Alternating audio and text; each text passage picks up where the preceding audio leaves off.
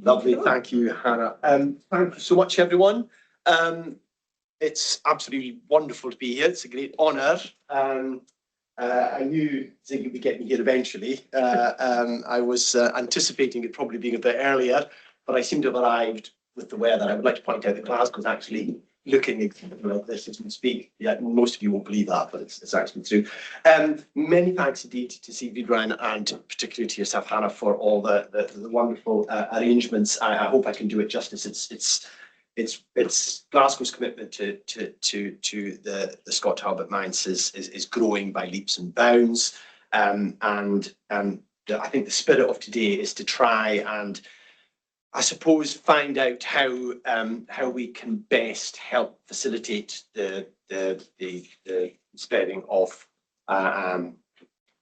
the magic that is Scotland through good educators like yourself. And it's in that spirit that I am stepping a bit outside my comfort zone, as Raina said. I'm actually an historian, mostly of Scotland and Ireland and the British Empire in the 18th and 19th centuries. And I suspect my good colleagues in Scottish literature would be going, what's that intellectual fraud doing getting up talking about Scottish literature? He couldn't spell literature. If he does spell culture, he probably spells it with a K, would be their line. But I do want to talk about a novel that I think is profoundly underestimated in Scottish literature. It was one of the key ways I actually came to my own subject, namely the nature of Scotland's place within the Union and within the Empire, and that is Tobias John Smollett's The Expedition of Humphrey Clinker. Almost no one knows it. It's not one of the great canonical novels of Scottish history, of Scottish literature. It absolutely should be. And what I want to do with my time is to kind of contextualize the novel and then talk about a number of big themes within it and to suggest why it's hugely relevant. One of the things that really strikes me when I reread it is just how relevant it is to Scotland, to Britain, and indeed to Europeans. I don't think you would have any problem persuading young German kids that this novel speaks to some of the most powerful contemporary issues. It's about gender, it's about consumerism, it's about citizenship, it's about race, it's about emigration, it is about union. It is about what a country has to do to give up, what its culture has to concede, what and how the national can also be something greater inside a bigger union. It is probably above all a meditation on the nature of union and how that is both something which will give a society a win and also inevitably means loss. In the age of Brexit, remember Scotland didn't vote for it, in the age of the European Union itself facing any numbers of stresses and strains, The Expedition of Humphrey Clinker speaks amazingly close to that moment. All the themes in it are what Scotland, Britain, and indeed Germany and the rest of the EU face in a very pressing set of ways. So I really want to stress its contemporariness, despite the fact it's a rather obscure novel. Now, being an historian, I'm going to start with a bit of historical context. I think in order, if you were to try and teach Clinker, I think you would have to put it in the context in which Smollett writes it. And that means really explaining why the novel is so obsessed with the nature of emerging Britishness. It's really a meditation on what is Britain. And most importantly, it's one of the first major works that says Scotland is central to Britain. You can't have Britain unless you have Scotland. And it's really a meditation on that. Now, he's very significant. He says Britain needs England and Wales too. But his argument is probably one of the key DNA elements for the British project is Scotland. So he's centering Scotland in a way that is highly unusual in the literature of the time. And in order to kind of understand what Smollett was getting at, we have to understand the debate over the way Britishness was developed and understood. Now, the key historian, still remarkably, given that Linda Coley produced Britons back in 1992. And her analysis has been much criticised, much mediated by both literary specialists and especially by historians. But it is still, in many respects, the dominant interpretation of how Britishness and British national identity comes into being. Partly, I think, because Coley's thesis is beautifully simple. It's certainly not simplistic, but it is simple and very easy to grasp. Basically, Coley's line is Britain's DNA, what makes it into a national culture and a national project, and something that Welsh, English, and Scots can buy into, is that they've got a number of key commonalities that enable them, in a sense, to surpass their parochial Scottish, their parochial English, and their parochial Welsh identities. And those common elements, strands of the DNA, are Protestantism, a cult of commerce, that Britain is a great trading nation, that commerce brings modernity, it brings a more polite and a more, if you like, interactive society. In other words, commerce is virtuous. Commerce makes, if you like, societies understand mutual self-interest. It moves them away from old feudal cutthroating wars, etc. So commerce is almost put on a sort of godlike pedestal in much of British culture. And less positively and more negatively. So not only are English, Welsh, and Scots all Protestants, they might be of different Protestant faiths, but broadly they're all Protestant. Commerce and its positivities. Less positive is the fact that Britain faces a number of, quote, others. That is, groups, societies, whole cultures that are different to this new emerging Britain and therefore enable Britain to see itself in a clearer way. That idea, of course, that we know ourselves by knowing who we are not, i.e. it's the negative image. And the other, in Coley's thesis, varies over time. It's particularly Catholicism, broadly defined. Now that's significant, because that means, in Coley's estimation, that Ireland can never be British because it's a predominantly Catholic country. That's one of the ways she explains why Britain actually, in a way, is going to constantly exclude Ireland. Ireland can never be British is one of the arguments she put. But it's also Spain, it's France. And broadly speaking, Britons in this period tend to see Europe as Catholic. Now, of course, we know it's not, but broadly speaking, they see Europe as the domain of Catholicism, broadly speaking. Over time, of course, with an empire, that othering can morph into all different types of races. Enslaved Africans, First Nation peoples, South Asians, etc. Race becomes an increasingly important other for the British as they develop their commonalities. And we can see that in that great image from almost the same time when Humphrey Clinker is produced, just a few years afterwards. It's published in 1771. This is an allegory of the war against America and our allies during the War of Independence, and it could pretty much sum up Coley's whole point. There's England and Scotland bound together, literally fighting off the others. There's the Dutch Republic trying to steal England's purse. The American colonies are denoted as an American First Nation person. You get that from the feather headdress. I don't know what kind of bird that is, but I wouldn't want to meet it. But that's supposed to be feathers. And of course, the snappily dressed individual is France. So that idea that Britishness is the coming together of Ireland, Scotland, Scotland, England, and Wales, but not Ireland, through all those common factors. Coley makes a very important argument that this is not a union of assimilation. And you know that today. Britain is really a nation of nations. And it's really a composite union. It's not something where everything turns one colour. It's really a block of different cultures and nations. In a way, remarkably similar to the EU. It's more about a union which brings different nations together rather than obliterating them into one package. So her argument is that we need to think of Britain as a nation of composites. Now, these are really important themes that I'm going to constantly come back to when we look at Clinker.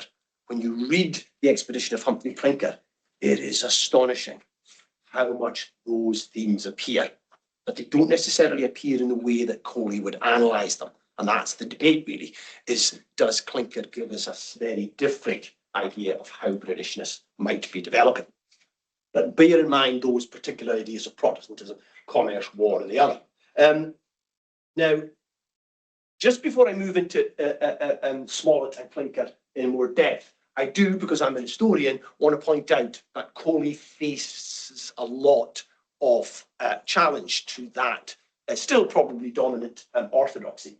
And one of the key really fundamental challenges to the Coley thesis was by my good former colleague, Professor Colin Kidd, now at St Andrews. And he produces a very different analysis of what Britishness is, and particularly what Scotland's role in Britishness is. Kidd rejects this idea of a composite concentric union. He argues that's not really what is happening in Britain in the period of Smollett.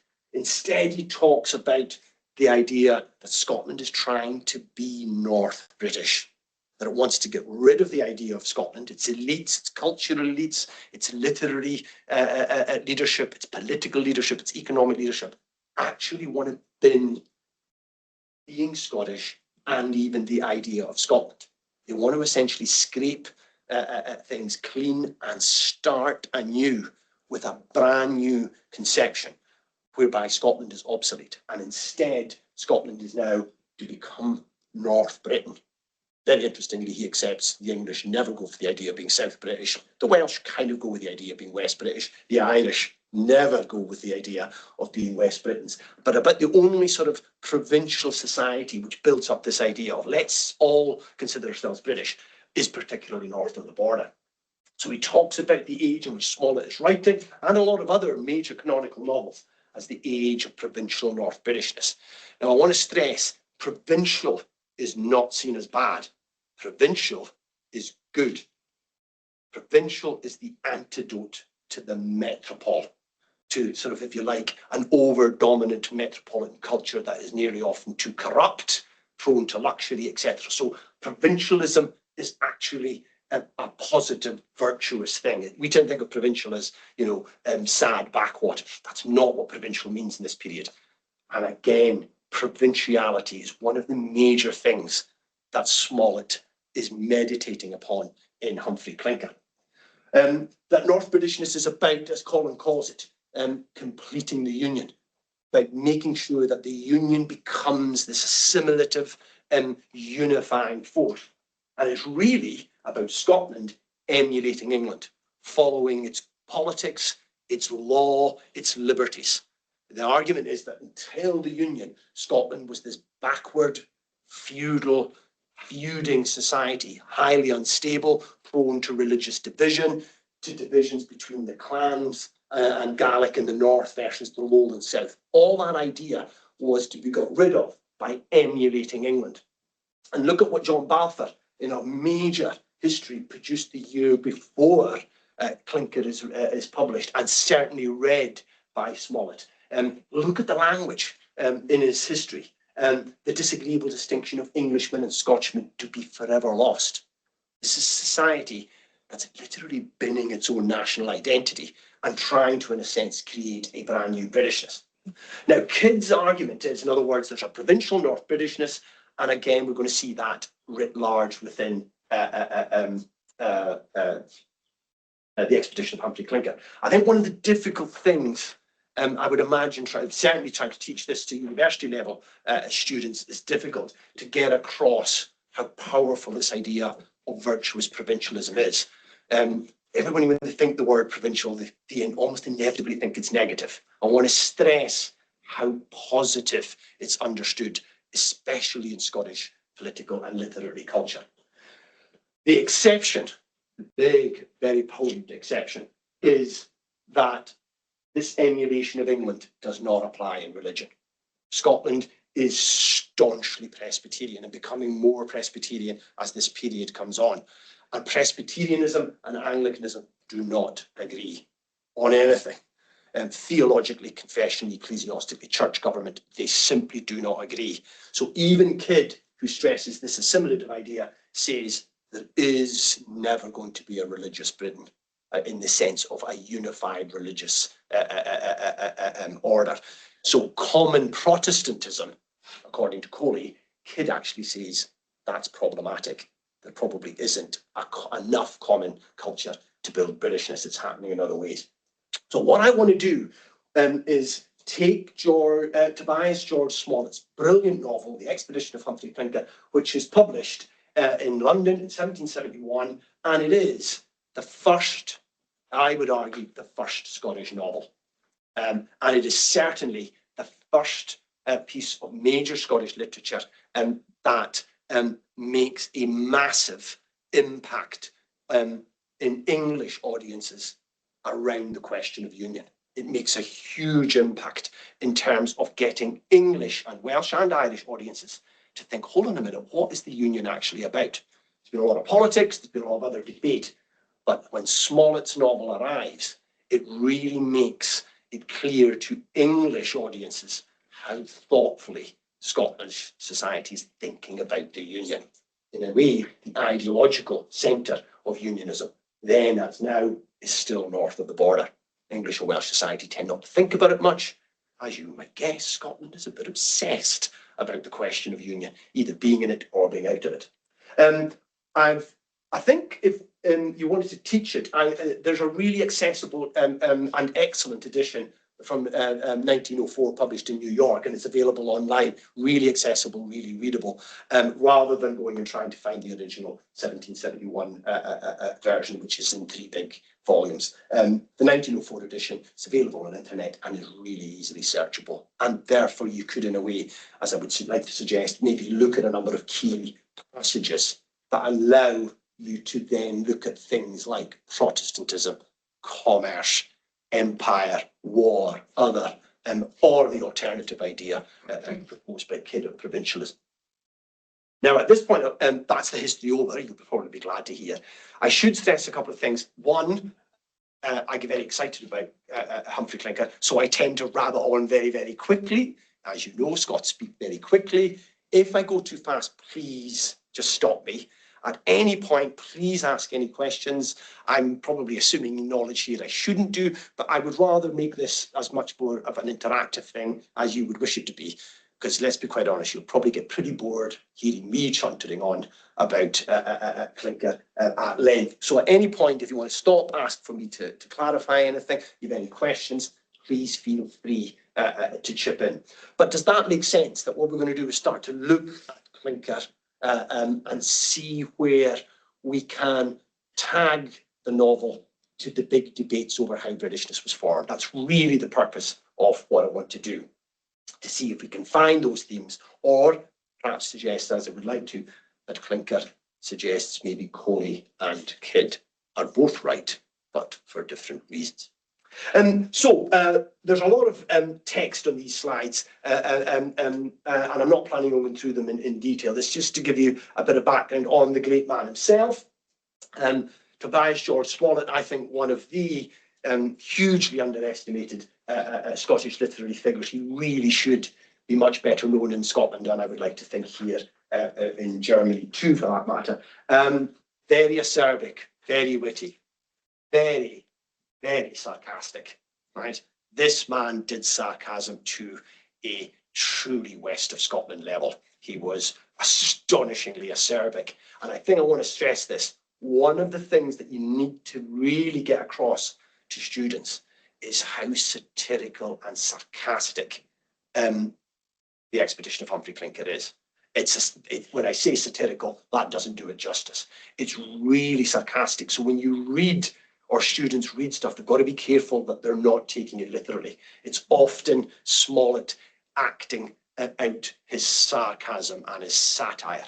There's some, as we were talking earlier on about the brilliant malprosums you've got, and the sort of the use of language, bad, people misunderstanding English. There's just brilliant sort of cutting sarcasm throughout the whole novel. That's its oeuvre. It's basically sarcasm. But he was understood from very early on to be an extremely effective literary persona. He's born in Duchurn near Dumbarton, not just north of Glasgow, has a fairly standard lower middling, middling order Scottish education at his local grammar school, and then he goes to Scotland's finishing school, of course, which is not Edinburgh, it's Glasgow. And like a lot of Scots, he then, of course, migrates to London. I think one of the things you want to think about here is where are the boundaries of Scotland now, post-1707. A lot of its literary culture, of course, is in Scotland, but a major powerhouse of Scottish literature is in London. A lot of Scottish literature has been written in London. That's the other thing. This is a transnational literary culture. It's already based beyond its own borders, and that's hugely important.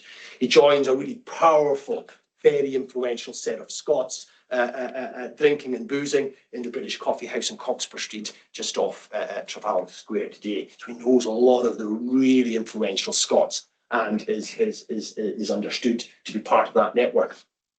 But as we will also see with some of the figures here, like an awful lot of Scots and Scottish society more generally, he is becoming immersed in empire. This is one of the key elements, is that the Union is being formed in the context of empire building. So Britain is being built, but it's building its empire at the same time. In fact, let's remember, England has an empire before there's a Britain. So Britain doesn't build its empire. The empire, to some extent, builds Britain. And this you can see both within the novel, when we look at the representation of Scotland through Lieutenant Obadiah Lesmahago, who's got a big brutal imperial career. Well, it just mirrors exactly what happens with Smollett. So there's elements of autobiography, almost certainly in Clinker. He becomes a Royal Navy surgeon. He's in the Caribbean through the 1740s. He marries into an enslaving family, the Lassells, hugely influential Yorkshire family, but he marries very well, and marriage is another central theme, interestingly, in the Humphrey Clinker. In fact, the novel really ends with a series of marriages, which we'll take a look at, that are very symbolic. But by marrying Anne Lascelles, he is directly connected to racialized slavery and the exploitation of slaves. So in other words, his money for much of the middle part of his career is based on colonial wealth. So when Smollett writes about the empire, he knows about it because he fought in the Caribbean, and his money is from racialized colonial slavery. Once comes back from the Caribbean, we start to see just how complex he is in his writing. He doesn't fit any easy box. He kind of fits Coley's model of a Scottish society that remains conscious of itself, a Scotland inside a composite union. We can see that in his ferocious defence of Scotland in 1746 in the aftermath of Culloden. His Tears of Scotland is a really powerful, yes, Jacobitism was wrong, but England better not dare treat Scotland other than as an ancient and equal part of the British Union. It's a really stout defence of Scotland at a point when Scotland's reputation inside Britain is not good. So he's a kind of patriot, and he fits that idea of the composite Britain, someone who is a British, but he is also, in a sense, Scottish. The Adventures of Roderick Random, his first of his 4 big novels, is a huge success. It makes his literary name in an instant in 1748. And Kenneth Simpson, I think, captures something brilliant about Random that I've put up as a quote, but is also true of the expedition of Humphrey Clinker. What he says is, it's British literature, but it's very distinctively and identifiably Scottish. And I can't think, you should really brought Kenneth Simpson to do this, really. You'd be better than having me, because I'm just borrowing off Ken's idea. What you can really see is a genuine thread of Scottish literature here. Yes, it's British, maybe even North British, but it is genuinely Scottish. That, particularly the idea of this mixing of contrariness, is something that Simpson rightly picks out, and Humphrey Clinker is just full of brilliant moments of the contrary meeting and the hilarity or the sadness that can come from that. But he also fits Colin Kidd's model of the North Britain, like David Hume. What's really interesting is how much the English have their history written for them by the Scots. Most of the dominant histories of England through the 18th and 19th centuries are not written by English people, they're written by Scots. So this is, if you like, Scottish literary culture grasping the dominant culture inside the Union and reshaping it so that Britishness can work. And that's a classic example. It's a very, very pro-English. He's very proud of English liberties, English laws, English commerce. In other words, he's calling kids North Britain. In other words, this man is both Coley and kids' understanding of Britishness. And the novel has that same complexity. He becomes a political hack. He's the editor of the Briton. That's the paper set up by the Ministry of Lord Bute, the first Scot to make it as Prime Minister of Great Britain in the 1760s. And he's a real political heavyweight. Some of his political satire and his political writing is ruthless. He'd be a real influencer in today's terms. It would be interesting to see what his TikTok would be like if he could have done it. Then comes a period of different novels, and his last and his greatest novel, The Expedition, is published, as I said, in 1771, merely a few months before he dies. He dies in Italy while trying to recover his health. He himself made it clear that amongst its many objectives was the idea of introducing Scotland and the Scots to the English and the Welsh, to give them an understanding of Scotland that they didn't otherwise have. And that would supplant the division and the hatred and the bitterness that had come with the suppression of the 45. In other words, he's on a rehabilitation mission. He's there to basically say, Scotland is not what you think it is. It isn't this place of wild savages, Gaelic-speaking clansmen. Yes, it is that, but it is also a whole lot more. And now he does this in the expedition in a typically smaller way, through biting sarcasm, biting satire, and mixed with a whole bunch of other social comedy and commentary. But I would get across, in a sense, the expedition is doing what the Scot Hub does. It's trying to introduce people to a culture, to a country, and to a society. And that's why I think it's perfect if you want to try and teach what Scotland's like in the age of union.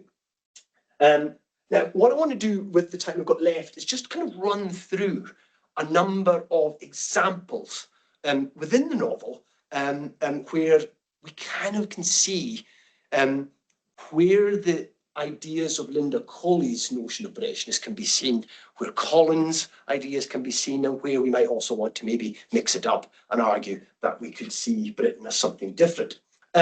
I created a handout which is kind of basically a sort of, it summarises the main characters, it summarises the plot, and then gives a number of extracts. You don't need it for just now. It's more if you wanted to pick up and do anything with the expedition, I would suggest that you use this as a kind of brief intro. I've also highlighted in that handout a number of segments from the expedition of Humphrey Clinker, which are tied in page number terms to the 1904 edition. So dead easy to find and dead easy to search.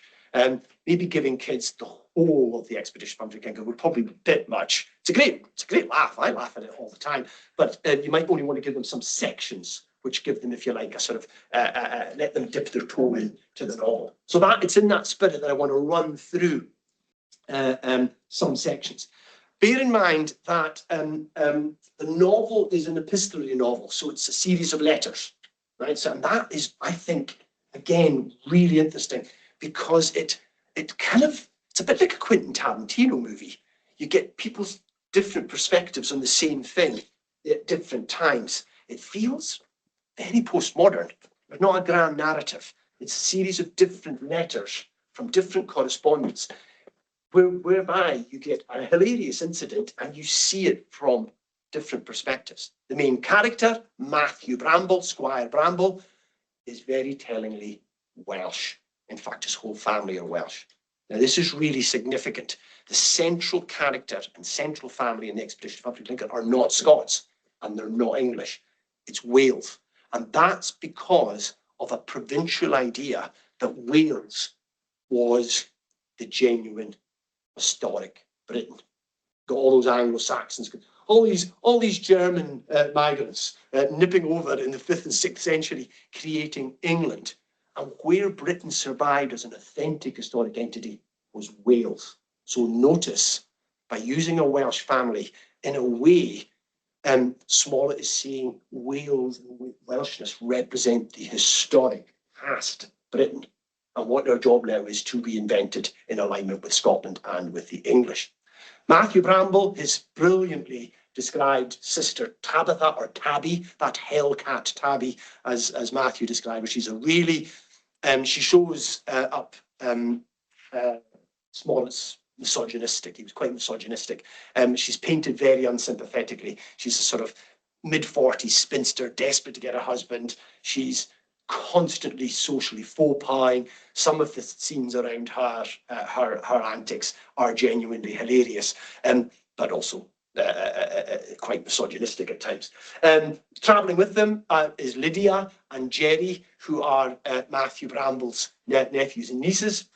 And all of them are writing to different correspondents. So that's why you see something like To Sir Watkins Phillips of Jesus College by Jerry Melford. That is Matthew Bramble's nephew. And the sort of the nephew and the niece, Lydia, Jerry, Tabitha and Matthew, decide to take a tour from Wales. They go to Bath, then they go to London, then they tour up through Northern England and eventually come to Scotland.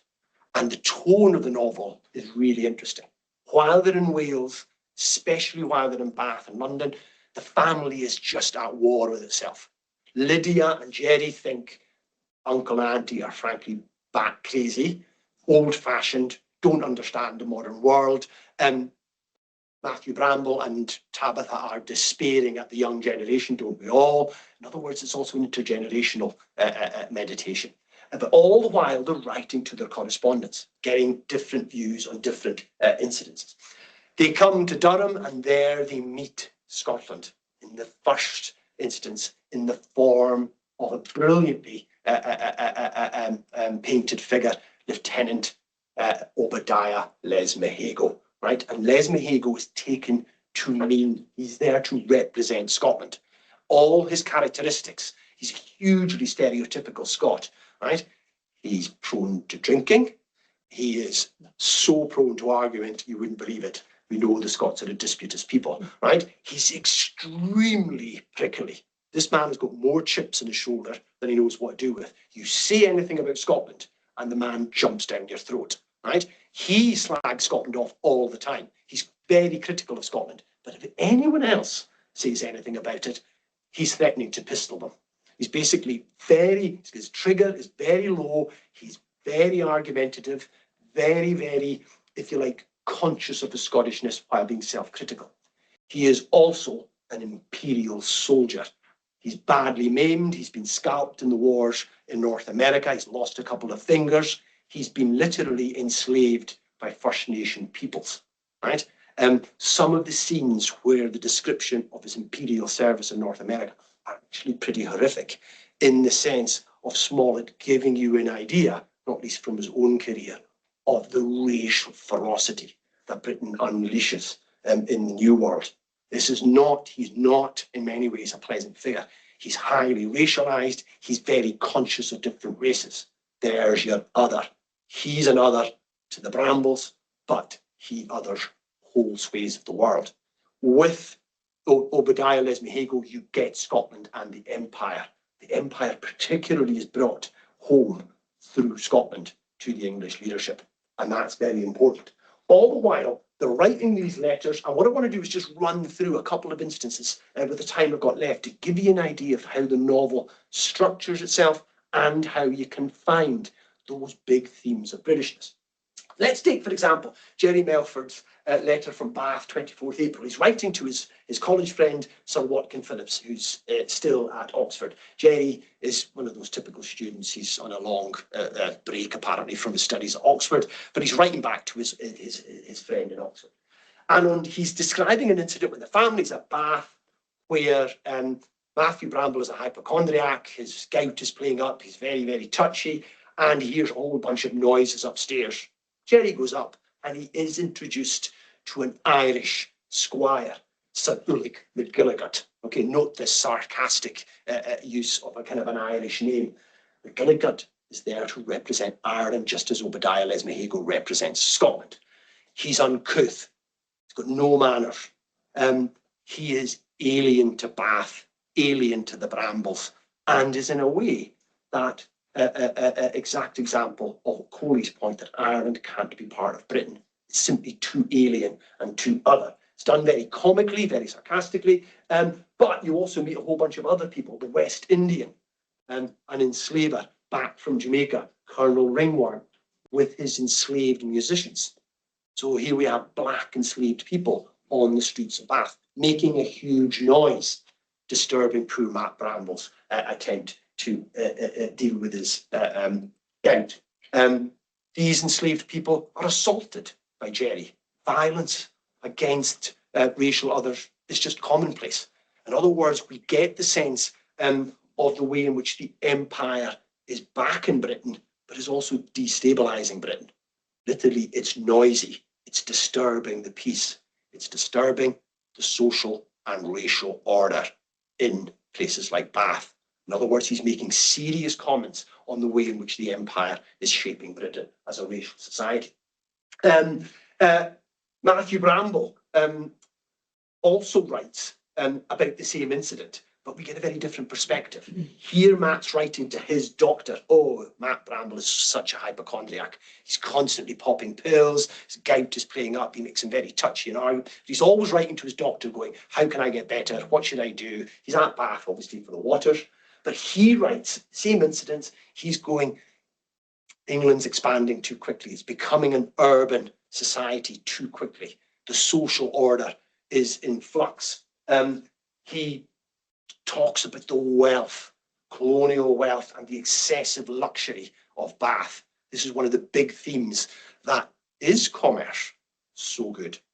Coley says it's one of the guilt DNAs of Britishness. It isn't in this novel. There's a huge discourse which frets and is deeply anxious about the effect of mass commercial consumerism in British society. It's becoming a social solvent. It's basically dissolving the bonds of society. In other words, we're seeing that anti-luxury concern over consumerism and commercialism sort of morph into a concern over social order. The Brambles are patrician. They come from a landed family, and they're very suspicious of the plebeian element in British society in general. That's to point out that neither Coley nor Colin Kidd, nor indeed much of the debate over Britishness, has ever put a social class interpretation onto the making of Britain. It's one of the big absences. Interestingly, the Humphrey Clinker novel says whatever is happening in Britain, there's going to be a powerful social class element to it. Meanwhile, Lydia writes to her friend, Miss Letitia Willis in Gloucester, again, all the same event. And she's just got an entirely different, she goes, oh my goodness, Bath's beautiful. It's expanding rapidly. Isn't it wonderful, all these new villas? Oh man, you can drink all sorts of tea. You can drink, you can get access to gowns, to cottons. There's all these interesting, exotic people from different parts of the empire. Generational difference between people who are thinking the new is good and should be progressed versus Bramble going, I'm really not sure that this is a good idea and I don't like the way society is going. Now, I want to stress that that's one, I think, of the real reasons that this novel packs a lot of educational punch, because it is able to wrap in so many different perspectives using the same incident. So regardless of what comic incident the Brambles experience, what you get is a sort of 360 interpretation of it from the different generations and ultimately from the different nationalities. Does that make sense? And I think I've just got a sort of a couple more examples of this, and then we'll maybe take a look at one or two passages if I've got time. But that's the sort of way that I think you can come at the expedition of Humphrey Clinker. The family move after the hilarity and racialised violence in Bath. They move to London, the metropole of the New Britain. And again, we get the same thing. A series of incidents. They go touring, they go to Vauxhall Gardens. They meet the usual sort of hucksters and tricksters that you do in big cities. Matthew's aghast at the cost of everything, as you know, the cost of renting in London, etc. And we get another series of letters, again from Matt and from the other members of the family, recalling some similar incidents. So you've got Matt writing to his doctor on the 29th of May, again, pointing out what he sees as the metropolitan corruption. He goes, London has become too big. It's horrific. He describes it as a dropsical monster, meaning it's like a head on Britain that's too big. It's literally become too big for Britain. And that, arguably, is still a major problem, is the way that culturally, politically, and certainly economically, London dominates Britain to an arguably unhealthy extent. That's already been observed within 70 years of the Union. Interestingly, this is where Colin Kidd's provincial virtue comes in. Matt goes on, it's the people in the countryside, it's us Welsh, it's the Scots that provide an antidote to this metropolitan, cosmopolitan society. In other words, there's your provincialness coming in as a positive antidote to the downsides of metropolitan Britain. There's lack of social deference. The class order is literally dissolving as he sees it in front of his eyes. Contrast that with Lydia writing to Letitia, her friend in Gloucester. She's going, oh, London's brilliant. Can't believe it. It's huge. It's growing by the day. It's full of the most magnificent public buildings. She particularly stresses churches, the number of churches London has. She does a long discourse on how St. Paul's is better than St. Peter's in Rome. There's the anti-Catholicism. In other words, you can see elements of the Protestantism within Britishness that Coley points to. She doesn't see luxury and corruption. She sees the emergence of a civil, polite urban society where consumption and recreation are producing a new interaction and a new civility, a new enlightened society. So there's massive mediations on, is this progress and improvement good or is it problematic? Stresses how London is a society of women. And that again is demographically true. If you went to 18th century London, it's about 55% women, and very young women at that, because it's such a service society. She notes how many women are in London. So you've got real thoughts around gender and how young women are the powerhouse of Britain's metropole in many ways. There was a brilliant later edition produced in 1793 by a Scottish publisher, where the Expedition of Humphrey Clinker is republished, and it had a number of brilliant visuals, and I've stuck them on as well in the Metropolitan Museum in New York. You can access them on common use, and they give a series of brilliant visual vignettes.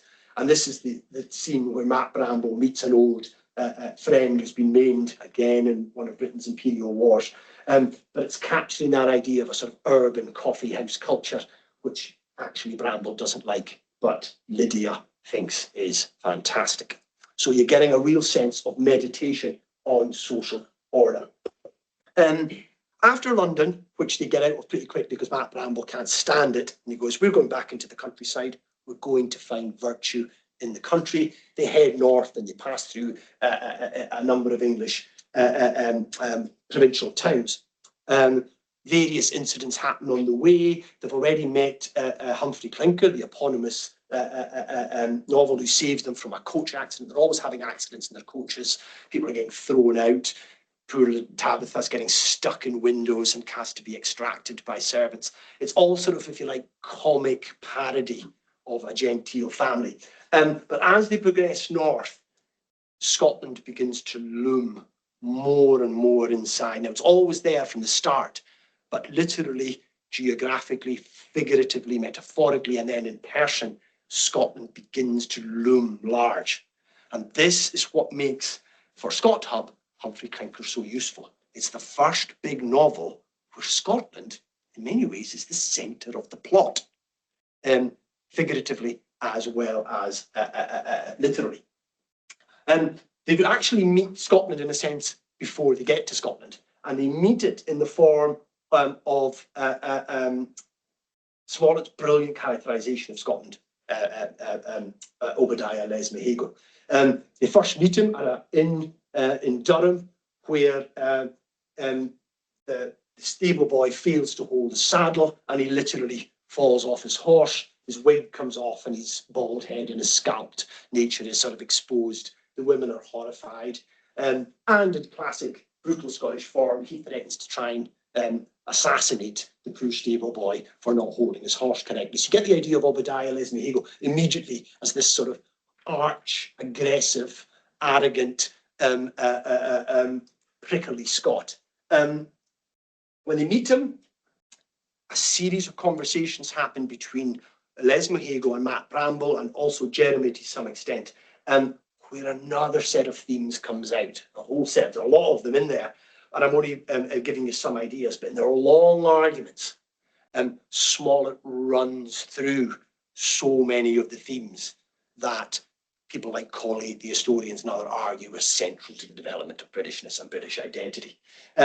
His career means that he's involved with First Nation peoples. He's tortured and enslaved by them, but he meditates on how paganism is just as acceptable as Christianity. So we're back into the idea of the Christian or Protestant other. Mahego, like Colin Kidd's argument that actually there isn't a common Protestantism, well, he certainly fits that model. Lesmahego constantly stresses the divisions within British Protestantism. He's constantly going on about the Presbyterians versus the Anglicans and especially the dissenters. He exemplifies Scottish and Irish imperial service, the fact that the empire relies so heavily on Ireland and Scotland for much of the bad work of empire. His stereotyping means that we get a very clear idea of how the English other the Scots. There's some ferocious anti-Scottishness in this novel, written by a Scot. The Scots do not come across, they come across as arrogant, argumentative, excessively defensive, and frankly, people you wouldn't want to hang around with. They're also brutal, a bit like McGilligan. They're kind of lacking any soft, polite edge. Mahego is he's a comic figure, but he's also a dark figure. He's really quite dark in many, many ways. And so we're getting an idea of this anti-Scottish feeling, but he's also extremely learned. One of the big other stereotypes is that Scottish society is a learned society. In fact, it's constantly been seen as the most learned part of the British and Irish Isles. It's Enlightenment era Scotland. Now, the emphasis is very satirical, and that would be the tricky bit. Is if you told students how would you teach this, you need to remember that Smollett has been very satirical. Again, in a series of letters, Matt Bramble, just before he gets into Scotland, again goes into this huge argument with Lesmahego over the nature of society, over Protestantism, over increasingly what is the role of the Union in the making of Britain. So they're getting to the hub of what is Britishness. We get the same stereotypes. Lesmahego is clearly very well educated. He knows the classics, he knows political economy, he is the product of that big grammar school and educational system which Scotland has in spades in the 18th century. In other words, Smollett is saying, yes, one of Scotland's role is to act as one of the key provincial centres of enlightenment for Britain. In other words, Lesmahego is comic, but he's making a deeper point about Scottish education and learning. Lesmahego was brutally sceptical of commerce and its ability to improve and progress society. That's where him and Bramble tend to agree. Notice the critique of commerce, again, is crucial here. He's very sceptical of the apparent brilliance of English political and legal liberties. Lesmahego goes, they're rubbish. Basically, Parliament's corrupt. All the MPs can get bought. Basically, it's pretty much a commentary on today's British political system, frankly. Again, very satirical. But what you're seeing is a Scottish critique of much that is wrong with English and with British society. It's pretty ruthless in the way he dismisses large parts of what Kidd claims North Britishness actually likes. There's not a love of English political liberty, law, or culture. Lesmahego is brutally sceptical of whether this is going to be the basis of a sustainable society. And the last one I'll put up, in another series of letters towards the end of the novel, after they've been in Scotland, they go to Edinburgh, they visit Glasgow. Glasgow comes across as elegant and beautifully apportioned. That was probably the last time that was said about Glasgow, to be perfectly honest. But they also go into the Highlands, they go to Argyll, they experience Gaelic, they experience the sort of post-Jacobite Highlands, and all parties are very sympathetic to the Highlands.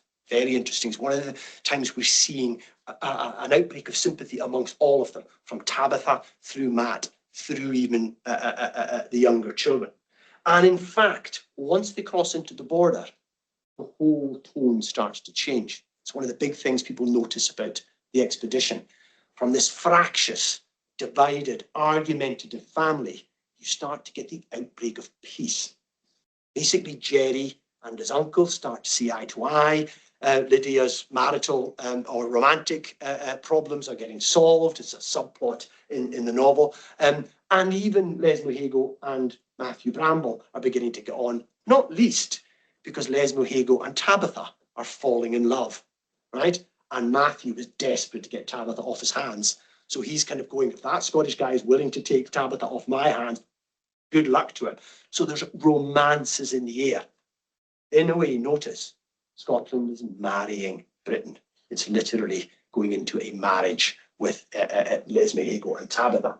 But all the while, Matt, Jeremy, and Leslie Hago have these series of really intense debates, again, sarcastic and satirical, around the value of the Union. What does the Union bring?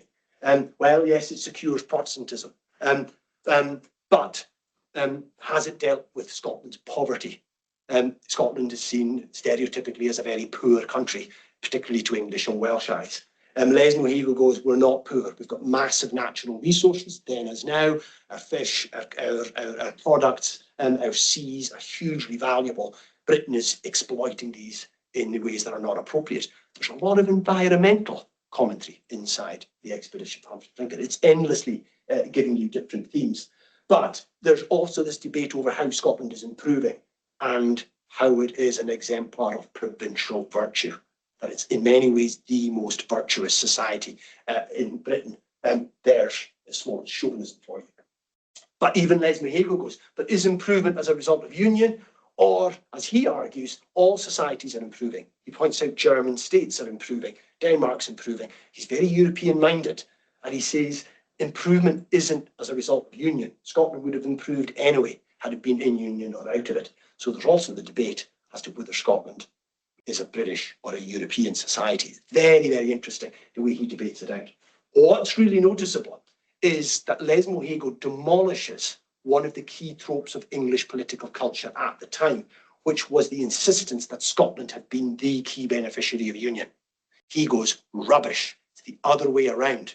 It's England and Wales that benefit from union, not Scotland. It's a major, one of the first times we see a major flip of what to that point had been an established narrative. Scotland was lucky to get into union, the English did them a favour, and a poor, poverty-stricken country is being improved as a consequence. Leslie Hago will have none of it. And we get the emergence of a narrative which is still running in British and Scottish society to the day. What and how is Scotland benefiting from union? It's a remarkably prescient set of debates. He argues territory, Scottish migration, its imperial service, its taxes are making Britain just as much as England does. What I want to stress is the tone here. Smollett is not saying the union is rubbish. What he's doing is playing a devil's advocate on it. He's using Leslie Hago, if you like, as a sort of satirical devil's advocate to take a good look at what the union is all about. He's pointing out the limits and the downsides. But it ends, as we see, with the comical figure of a bewigged Leslie Hago marrying Tabitha once they move back south of the border. So there is a rapprochement. Lydia gets to marry her beau, and Humphrey Clinker gets to marry one of the servants. So the patricians enter into a new stable relationship, and so do the plebeians. So there's an outbreak, if you like, of social calm and familial love. It's literally, if you like, a love poem to how the union might work. So it's also, in a way, very positive about Britishness. It just does it in a very sarcastic, very satirical way. And it's capturing that I think we want to bear in mind. I've got a couple of, actually looks like I'm finishing 10 minutes earlier. I've got some passages which I thought we might just throw up and take a wee look at and see just almost what you make of it. And that's the way I would envisage doing it, is not giving people the whole novel, but rather just give them some sections and see what you make of it. But does that broadly make sense in terms of how you could come at Humphrey Clinton if you wanted to run it past some of your learners? So here's one of a sort of characteristic passage where Leslie Hagel and Matt Bramble are arguing amongst each other. And I put it up there. It might be worth just taking a moment to read it, and then we can have a bit of discussion. We've got 10 minutes, and I'll throw up one of the last ones. So be interesting to see what you make of that, and we can go from there.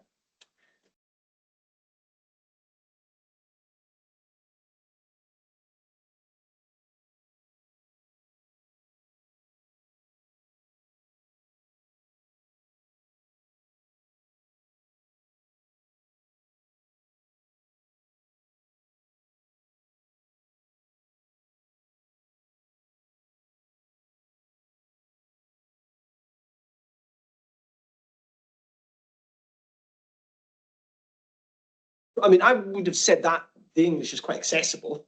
It's not too difficult. That's a fairly standard sort of use of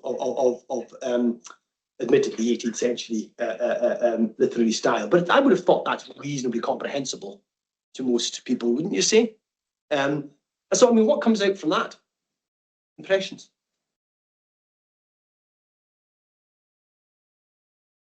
So you need to get a literary person to do this, and historians no use.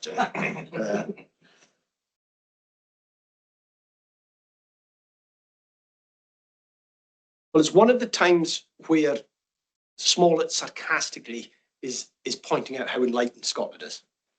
See what I'm getting at? It's the idea that it can debate and reason and philosophize. It's the centre, if you like, of provincial enlightenment. Does that make sense? But notice how sarcastically it's done.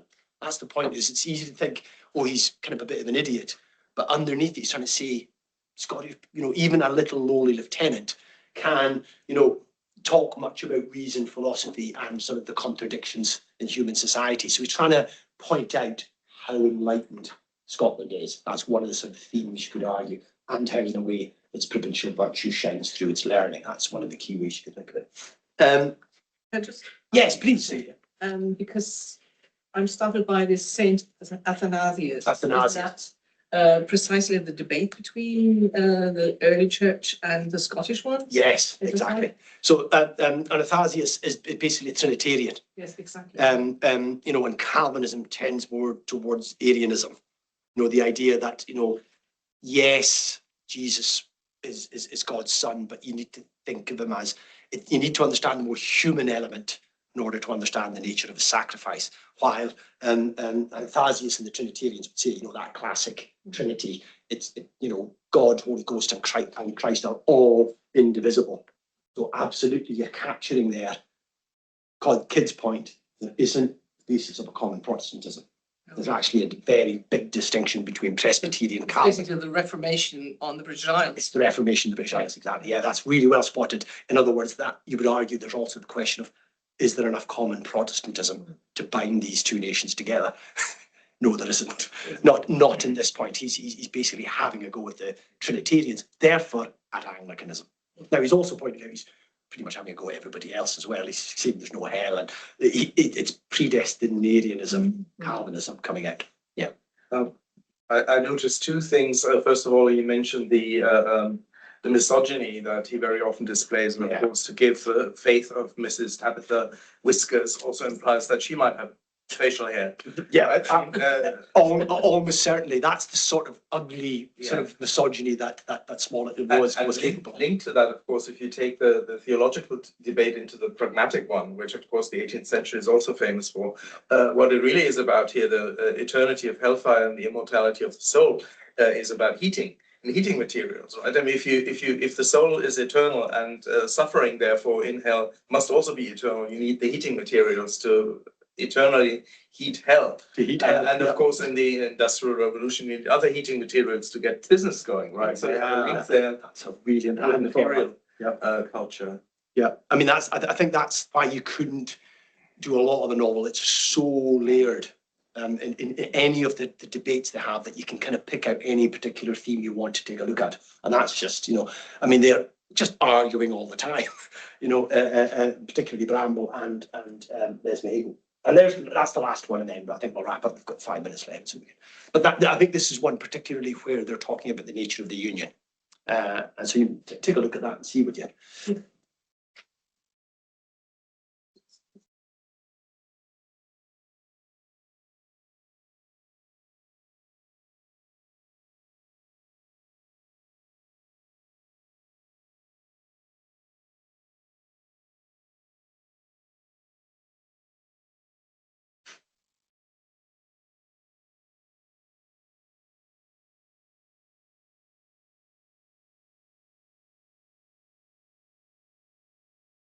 Again, I think that's to ram home the point I hopefully made probably not very subtly like Leslie Haig himself.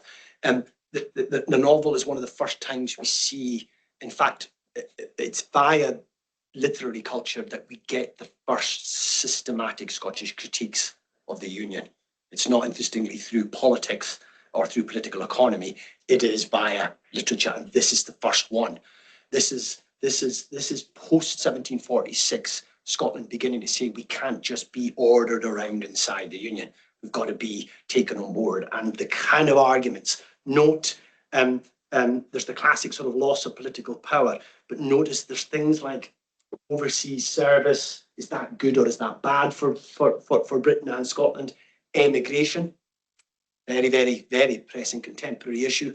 Is the loss of people from a society a good or a bad thing? What happens? What type of identity do migrants become?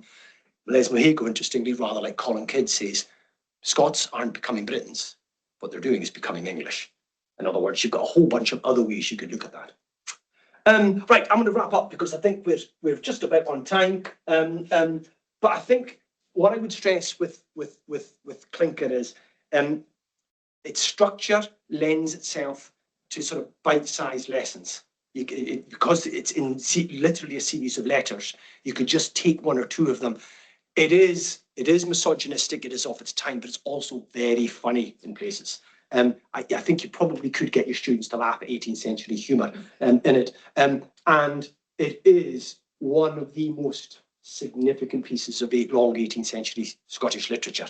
It's really not known. It's not known in Scotland, but it'd be great to get it known here as well. Okay, folks, I'll leave it at that. We've finished up with it.